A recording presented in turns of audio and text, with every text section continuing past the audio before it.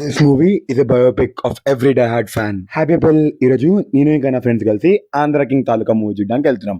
Let's go. Movie Upendra ఎంట్రీతో start అయినా సరే రామ్ ఎంట్రీ సీన్ తోనే వేరే లెవెల్ కిక్ ఇచ్చింది. మూవీలో ఐ థింక్ 2 యాక్షన్ సీక్వెన్సెస్ ఉన్నాయి.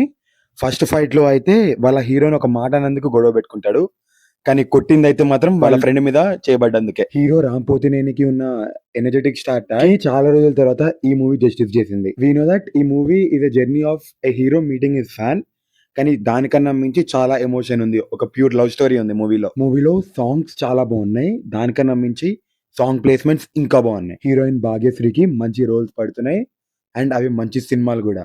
And this movie is another in to her list. మూవీలో మిగతా క్యారెక్టర్స్ కూడా సూపర్ ఉన్నాయి.